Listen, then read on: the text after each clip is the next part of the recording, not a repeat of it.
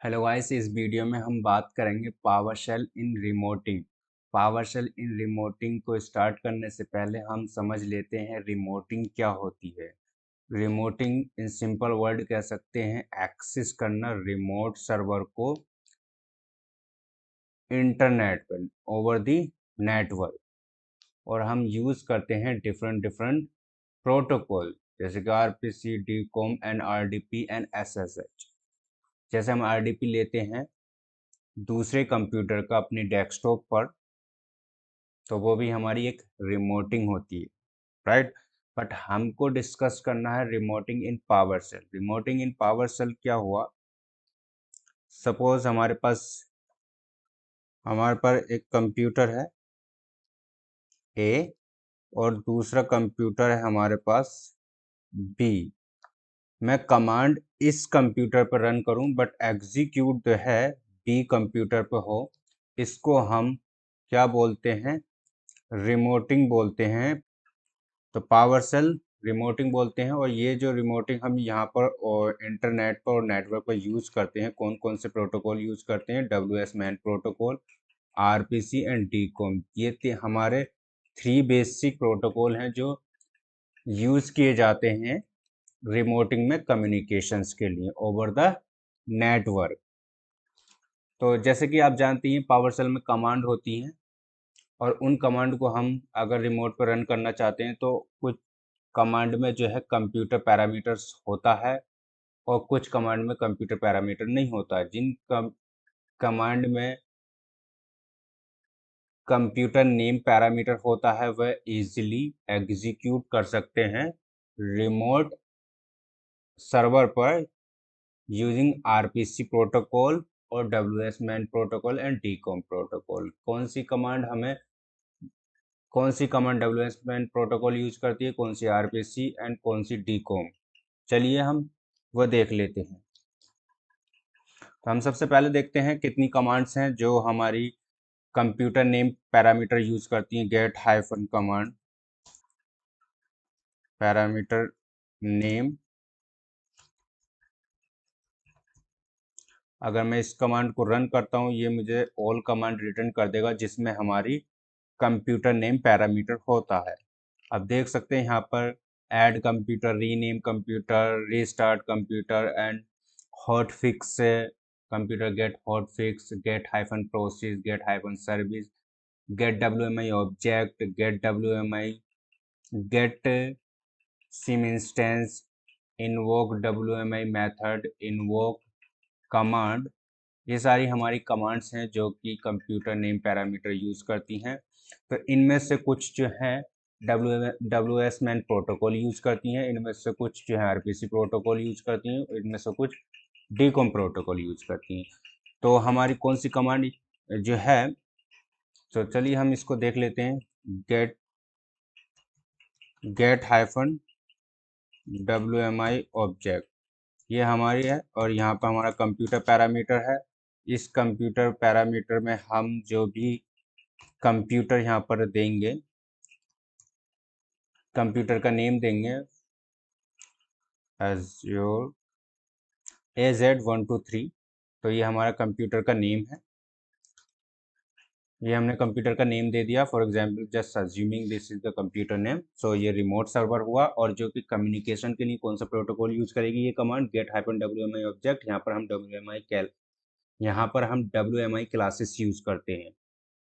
तो ये डीकॉम protocol use करती है बाय डिफॉल्ट और इसमें हम WS मैन प्रोटोकॉल भी यूज कर सकते हैं कम्युनिकेशंस के लिए। एक हमारे पास कमांड होती है गेट हाइफन सिम इंस्टेंस और यहाँ पर भी हमारा कंप्यूटर पैरामीटर होता है। और यहाँ पर जो है ये हमारा रिमोट सर्वर हुआ और जिस पर हमने ये राइट किए वो हमारा क्लाइंट हुआ। इस क्लाइंट से इस रिमोट तक इंटरनेट के थ्रू या नेटवर्क के थ्रू कम्युनिकेट कराने के लिए कौन सा प्रोटोकॉल यूज़ करते हैं? इस कमांड में हम WS मैन प्रोटोकॉल यूज़ करते हैं। और यहाँ पर हम दोनों यूज कर सकते हैं। बाय डिफॉल्ट डीकॉम प्रोटोकॉल यूज़ किया जाता है। एक कमांड और होती है हमारी इन्वोक हाइफन कमांड और इसमें भी कंप्यूटर पैरामीटर होता है। यहाँ पर जो भी कंप्यूटर देंगे वो रिमोट कंप्यूटर हो गया। उस रिमोट तक इस क्लाइंट से कम्युनिकेशन कराने के लिए और उस पर एग्जीक्यूट कराने के लिए इन कमांड को हम क्या इन कमांड को रन कराना है तो हमें प्रोटोकॉल यूज करते हैं। तो ये WS मैन प्रोटोकॉल यूज किया जाता है इसमें। और सबसे ज़्यादा रिमोटिंग के लिए जो कमांड यूज की जाती है इनवोक हाइफन कमांड यूज की जाती है। इसका अनदर फीचर्स क्या है कि इसकी हेल्प से आप उन कमांड को भी रन कर सकते हैं जिनमें कंप्यूटर नेम पैरामीटर नहीं है। फॉर एग्जांपल होस्ट नेम, इसमें कंप्यूटर पैरामीटर नहीं है, ये भी हम इसकी हेल्प से इनवोक हाइफन कमांड की हेल्प से रन कर सकते हैं। ठीक है, तो हम ज़्यादातर इसी के बारे में डिस्कस करेंगे। और हमारा गेट हाइफन सर्विस है। Get hyphen service apart from this most of the command जो हैं जिसमें कंप्यूटर पैरामीटर होता है वे हमारी आरपीसी प्रोटोकॉल यूज़ करती हैं। यहाँ पे जो भी है तो ये आरपीसी प्रोटोकॉल यूज़ करती है। यहाँ पर आपके पास क्रेडेंशियल पैरामीटर नहीं होता है कम्युनिकेशंस के यूजर्स को ऑथेंटिकेट कराने के लिए। इसका ये ड्रॉबैक है। तो इसको केवल जब ही यूज़ कर सकते हैं अगर आपका रिमोट सर्वर और जिस पर जो क्लाइंट सर्वर दोनों ही सेम डोमेन में है, कैरब्रोज ऑथेंटिकेशन यूज करते हैं, तो उस केस में आपको और यूजर से लॉगिन है जिसको उस केस में आपको जो है ऑथेंटिकेशंस की ज़रूरत नहीं पड़ती, क्रेडेंशियल की यूजर की ज़रूरत नहीं पड़ती है। तो हम इजीली उस पर रन कर सकते हैं। बट अक्रॉस द डोमेन अब रन कर रहे हैं, क्लाइंट डिफरेंट डोमेन में है, रिमोट सर्वर डिफरेंट डोमेन में है या वर्क ग्रुप में है, तो आप उसमें क्रेडेंशियल्स की ज़रूरत पड़ेगी। तो आप ये गेट हाइफन सर्विस जो है रन नहीं कर सकते हो। इसको रन करने के लिए आपको इनवोक हाइफन कमांड की हेल्प लेनी पड़ेगी क्योंकि यहाँ पर क्रेडेंशियल सेक्शंस पैरामीटर होता है। तो यहाँ पर यूजर्स की क्रेडेंशियल पास कर सकते हैं। तो यहाँ पर तो चलिए अब हम जो बात करेंगे गेट हाइफन इनवोक कमांड के बारे में बात करेंगे। तो इसको एग्जीक्यूट कैसे करेंगे, तो हमारे पास एक इन लैब इन्वायरमेंट क्रिएट कर रखी है हमने और वीएम की हेल्प से यहाँ पर हमने जो है आप देख सकते हैं यहाँ पर काफ़ी हमने मशीन्स क्रिएट कर रखी हैं, डोमेन कंट्रोलर क्लाइंट मशीन। ये दोनों ही मशीन जो हैं सेम डोमेन में है और मैंने इसको पहले से रेडी कर रखा है ये। और यहाँ पर अब मैं आपको दिखाता हूँ, ये डोमेन कंट्रोलर है और ये हमारा क्लाइंट है। तो इसमें हम लॉगिन करते हैं।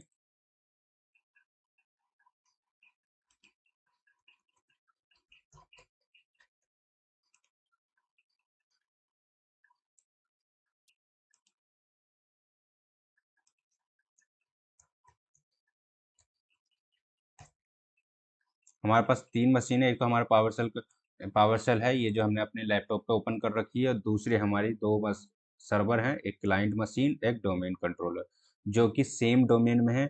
आप इसको वेरीफाई भी कर सकते हैं। मैं कैसे वेरीफाई करूंगा, यहाँ पर फाइल मैनेजर पर जाकर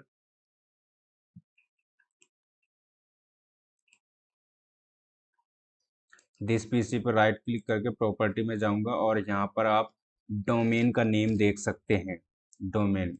तो मैंने ये डोमेन क्रिएट किया था कस्टम, आप भी लैब क्रिएट करते वक्त क्रिएट कर सकते हैं अपना custom code domain dot in. तो ये डोमेन में ऐड है। और दूसरा भी मैं दिखा देता हूँ आपको, दूसरी मशीन्स भी जो डोमेन कंट्रोलर है वह भी हमारी, ये हमारी डोमेन कंट्रोलर मशीन है। इस पर देखते हैं हम, राइट क्लिक करके प्रॉपर्टीज में जाऊंगा मैं और यहाँ पर देख सकते हैं डोमेन का नेम। तो दोनों ही सेम डोमेन में कैरब्रोज ऑथेंटिकेशन यूज करते हैं सेम डोमेन वाले, और जो सेम डोमेन में नहीं होते हैं वो नेगोशिएट ऑथेंटिकेशन यूज करते हैं। तो चलिए हम क्लाइंट मशीन पर चलते हैं जो कि सेम डोमेन में है। यहाँ पर आपको क्रेडेंशियल्स की ज़रूरत नहीं पड़ेगी कमांड को रन करने के लिए। तो बिफोर द पावरशेल रिमोटिंग क्या करना होगा, आप टेस्ट कर लें कि रिमोटिंग जो है WS मैन और यहाँ पर कंप्यूटर पैरामीटर दें और WS मैन प्रोटोकॉल जो है के थ्रू आप कम्युनिकेट कर पा रहे हैं या नहीं, इनेबल है या नहीं। तो उसके लिए आप test WS man and computer name, तो कंप्यूटर नेम में दूसरे कंप्यूटर पर जाता हूँ, इसकी IP देखूंगा मैं क्या है। यहाँ पर मैं देख सकता हूँ, यहाँ पर रन किया है, ये हमारा कंप्यूटर का नेम है और ये IP है। तो मैं यहाँ पर यूज़ करता हूँ IP, ठीक है। क्लाइंट मशीन पर जाएंगे, यहाँ पे पेस्ट कर दूंगा मैं और देखता हूँ कि इनेबल है या नहीं। तो आप रिजल्ट देख पा रहे हैं, अगर आप इस तरह से आउटपुट मिलता है आपको, तो आपका कम्युनिकेशन प्रॉपर बना हुआ है, just like a ping command, right.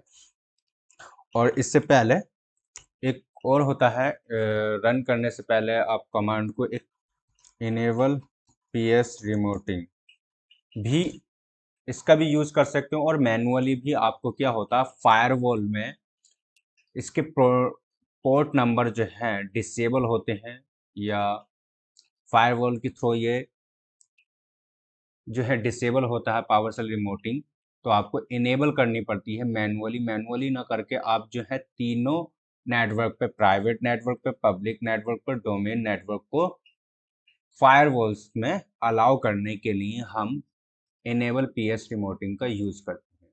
तो इसको रन कर लें before the running the command, and then आपको क्या करना होगा, अब यहाँ पर आप इन्वोक हाइफन कमांड यूज करें, देन कंप्यूटर पैरामीटर, और यहाँ पर अपने कंप्यूटर पैरामीटर की IP नहीं देकर आपको क्या देना होगा, नेम, अगर सेम डोमेन में है कंप्यूटर तो। अगर सेम डोमेन में नहीं है तो आप IP यूज करें। कैरबेज ऑथेंटिकेशन जो है, ये कैरबेज ऑथेंटिकेशन यूज करता है। चलिए अब मैं इसका नेम देता हूँ दूसरे मशीन्स का, क्या नेम है। तो यहाँ पर नेम देख सकते हैं, होस्ट नेम मैंने लिया और मैं इसको कॉपी करता हूँ और बैक आता हूँ, यहाँ पर मैं पेस्ट करता हूँ और यहाँ पर क्रेडेंशियल्स की ज़रूरत नहीं है क्योंकि सेम डोमेन में है और यूजर्स को एक्सेस है रिमोट का। तो यहाँ पर लूँगा स्क्रिप्ट ब्लॉक और यहाँ पर इस ब्लॉक के अंदर मैं होस्ट नेम टाइप करूँगा। उस ये एग्जीक्यूट होगी, ये वाली लाइन जो है एग्जीक्यूट होगी हमारी इस सर्वर पर, रिमोट सर्वर पर। जब एग्जीक्यूट होगी तो ये होस्ट नेम जो रिटर्न करेगा किस सर्वर का देगा, इस सर्वर का देगा, जो कि यही सेम है, तो ये सेम रिटर्न करके देगा।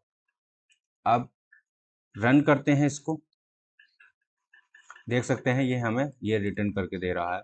आप यहाँ पर अदर कमांड भी रन कर सकते हैं वेरीफाई करने के लिए, गेट हाइफन सर्विस, राइट, ये भी हम रन कर सकते हैं।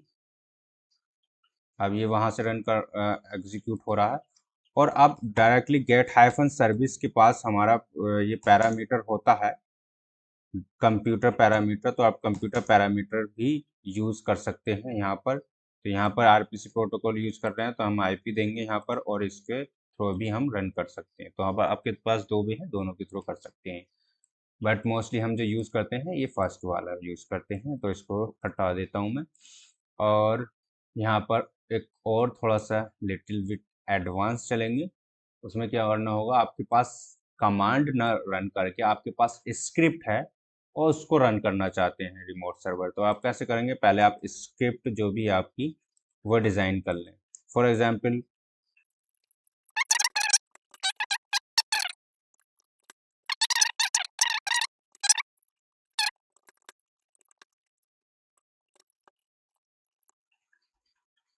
और इस ये दो लाइनें लिखी हैं मैंने, इन दो लाइनों को मैं वहां पर रन करना चाहता हूं, तो मैं कैसे रन करूंगा। तो यहाँ पर हमने ये ब्रैकेट यूज की है, तो इसको इसमें पहले एनक्लोज कर लें।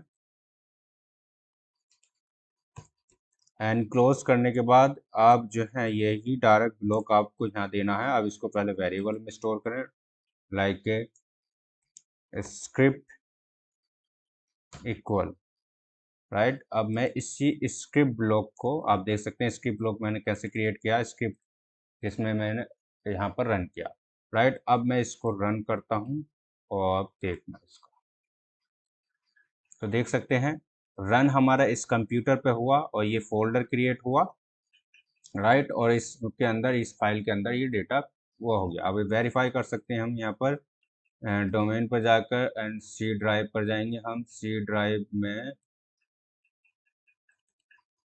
टेस्ट फोल्डर, आप देख सकते हैं टेस्ट फोल्डर क्रिएट हो गया, हेलो फाइल भी क्रिएट हो गई है जिसमें हमने हेलो वर्ल्ड लिखा था, राइट। इस तरह से आप स्क्रिप्ट रन कर सकते हैं, कमांड रन कर सकते हैं रिमोट सर्वर पर। मान लो आपको कुछ इनपुट पैरामीटर लेने हो स्क्रिप्ट ब्लॉक में, तो आप कैसे लेंगे, तो यहाँ पर हमारे जैसे फंक्शंस में लेते हैं वैसे यहाँ पर लेंगे पैरम, एंड यहाँ पर लूँगा मैं फाइल,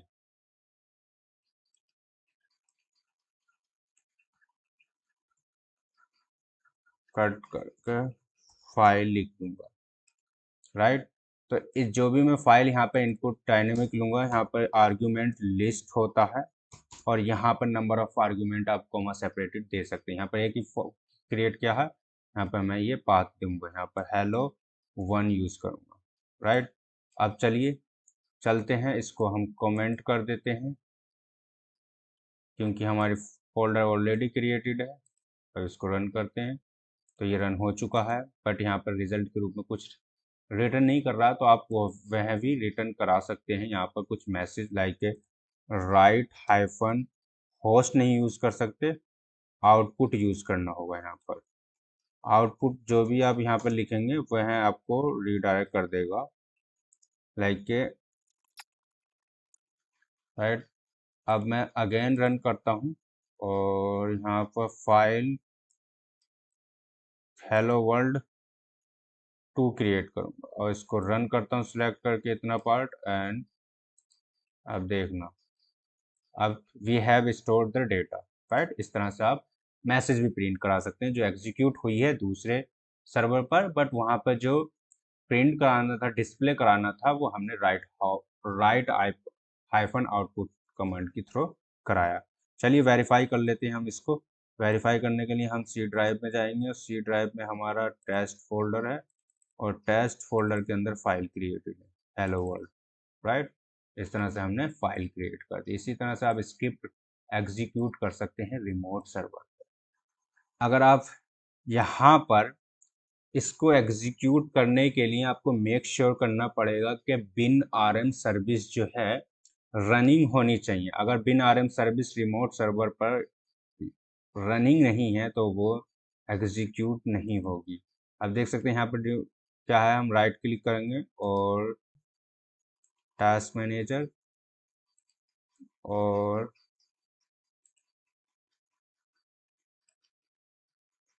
सर्विसेज में, और सर्विसेज में लास्ट में बिन आरएम सर्विस देखना। बिन आरएम सर्विस ही डब्ल्यूएस मैन प्रोटोकॉल बेस्ड होती है, बिन आरएम सर्विस। आप देख सकते हैं ये रनिंग, अगर मैं इसको स्टॉप कर देता हूँ क्या होगा। अब मैं रन करता हूँ अगेन, स्मॉल स्क्रिप्ट रन करूँगा मैं, ज़्यादा नहीं। यहाँ पर आर्गुमेंट भी नहीं लेता, जस्ट होस्ट नेम प्रिंट करूँगा, राइट। अब देखते हैं क्या एरर आती है। ये टाइम ले रही है क्योंकि विन आरएम सर्विस रनिंग नहीं है, ये डिपेंडेंट है इस सर्विस पर।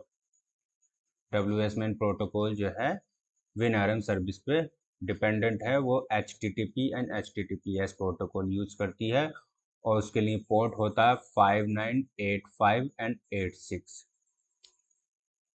Respective, right. अब देख सकते हैं ये एरर आ गई हमारी क्योंकि विन आरएम सर्विस रनिंग नहीं है, win RM can not be complete the operation. तो आप देख सकते हैं, और डिसेबल, अगर डिसेबल PS रिमोटिंग कर देते हैं तब भी ये वर्क नहीं करेगा। तो मेक श्योर बिन आरएम सर्विस जो है दोनों पे ही रनिंग होनी चाहिए, क्लाइंट पे भी और रिमोट सर्वर पे भी। तो ये था सेम डोमेन के लिए। अगर आप डिफरेंट डोमेन से एक्सेस करना चाहते हैं, रन करना चाहते हैं, तो कैसे करेंगे। मेरे पास है ये कंप्यूटर जो मेरा पर्सनल कंप्यूटर है, और इस कंप्यूटर से मैं उन सर्वर को एक्सेस करना चाहता हूँ, तो मैं कैसे करूँगा। तो उसके लिए सबसे पहले आपको क्या करना पड़ेगा, अक्रॉस द डोमेन है, डिफरेंट डोमेन डिफरेंट नेटवर्क है, तो उसके लिए मैं सबसे पहले enable PS remoting, enable PS remoting,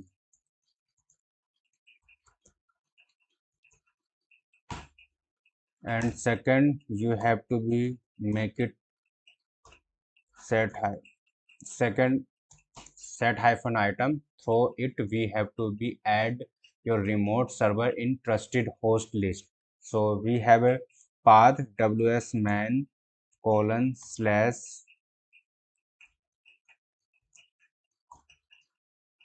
localhost, then client, and then trusted host, and value means your remote server, right? So here I'm using a domain.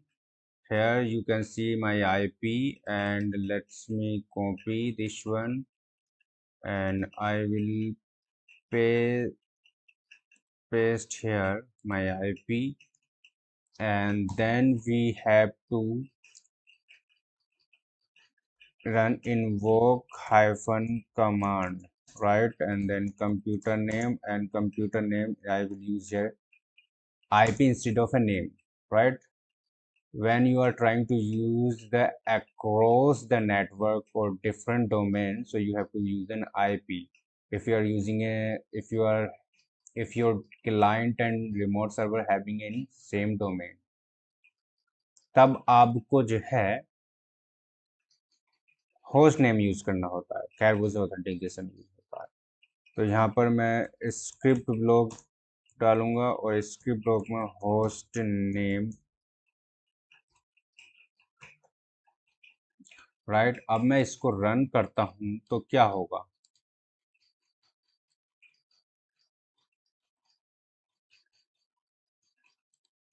तो ये फेल हो रहा है, एरर आ रही है। तो यहाँ पर देख सकते हैं आपको ऑथेंटिकेशन के लिए क्रेडेंशियल की जरूरत होगी। क्रिएट वेरिएबल क्रिएट करूँगा, get hyphen credential, then user name, and user name MDAZA, then message, and message type करूँगा enter password, right. And here आपने पासवर्ड तो ले लिया, अब इसको पास भी करना है इस कमांड को जो रन करेगी आपकी स्क्रिप्ट को, क्रेडेंशियल, एंड यहाँ पर पास कर दें अपना क्रिएट वेरिएबल। अब रन करते हैं हम, तो इन दो को रन करते हैं, ऊपर वाली हमारी रन हो चुकी है। अब यहाँ पर मैं पासवर्ड दूंगा admin@123। अब देखना ये हमें रिटर्न करके दे रहा है हमारी होस्ट नेम, राइट। इस तरह से अक्रॉस द नेटवर्क आपको रन करना होता है, तो आपको क्रेडेंशियल ऑथेंटिकेशन का यूज करना पड़ेगा और आपको ट्रस्टेड होस्ट में ऐड करना होगा।